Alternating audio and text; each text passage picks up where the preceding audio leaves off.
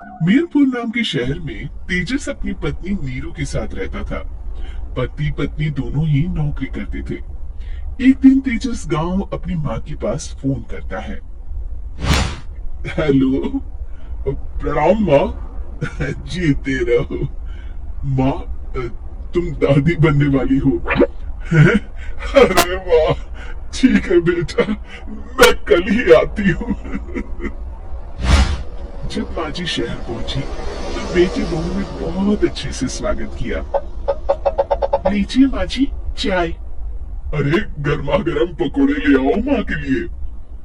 नीरू रसोई में गई और 2 मिनट में ही पकोड़े ले आई। जी ये लीजिए। बहू जादू से बनाए हैं क्या? अभी तो रसोई में गई थी।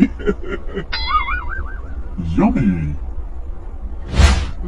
माँ जी, शीला रसोई में पकोड़े तल रही है, मैं बस लेकर आई। हे भगवान, मेरा धर्म भ्रष्ट कर दिया तूने। अब तो गंगा जल से शुद्धिकरण करना होगा।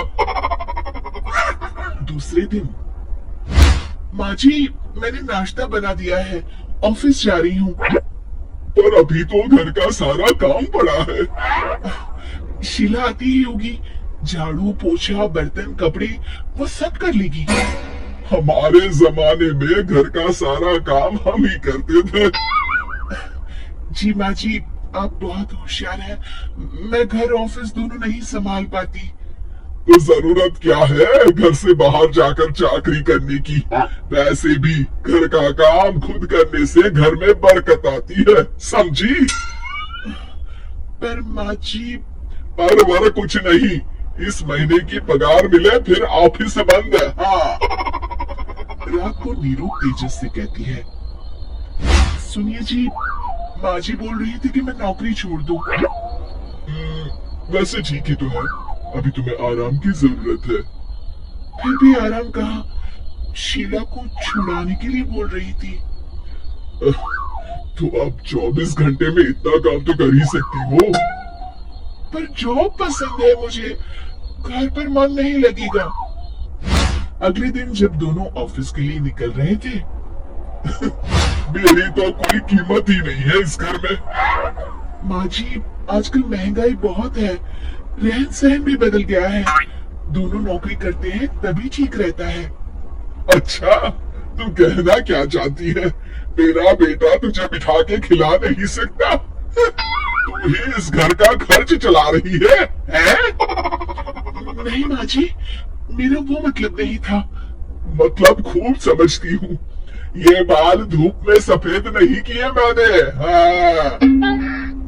अब तो ये रोज का काम हो गया था। तेजस भी रोज की चिक चिक से परेशान हो गया था।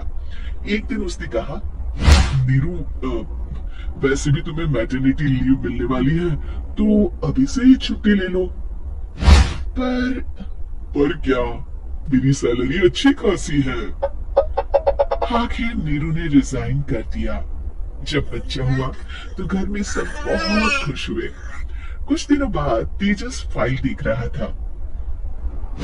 क्या हुआ तेजस, कुछ परेशान लग रहे हो? अब हाँ, वो हमारी जितनी सेविंग्स थी वो तो हॉस्पिटल में और छठी के फंक्शन में खत्म हो गई है नीरू। और अभी वैसे मंदी चल रही है तो मैं बोल रही थी कल मुन्ना को हेपेटाइटिस का टीका लगवाना है। नीरू, क्या पोस्टपोन नहीं कर सकते? नहीं जी, बिल्कुल नहीं। अब तेजस को समझ में आ रहा था कि उससे गलती हुई है। पैसों की कमी का असर घर के माहौल पर भी पड़ रहा था। अगले दिन, बेटा मेरा चश्मा और ये दवाइयां ले आना, पर्चा देते हुए माँ जी ने कहा। जी। तेजस, मुन्ना के लिए दूध का डिब्बा और डायपर भी ले आना, और ये किराने के सामान की लिस्ट है, इसे भी लाना है। तेजस गुस्से में लिस्ट मरोड़कर फेंकता है और चिल्लाता है, पैसे क्या पेड़ पर उगते हैं? ये ले आना, वो ले आना। अरे पर ये जरूरत का सामान ही है। वो गुस्से में बिना कुछ कहे ऑफिस चला गया। अरे अरे लंच तो ले जाइए। नीरू दौड़कर डिब्बा पकड़ाती है। एक दिन खाना खाने के बाद नीरू, अब तो मुन्ना कुछ बड़ा हो गया, तो अब तुम वापस ज्वाइन कर लो ना जॉब। पर इस रिसेशन में जॉब मिलना बहुत मुश्किल है, ट्राई तो करो।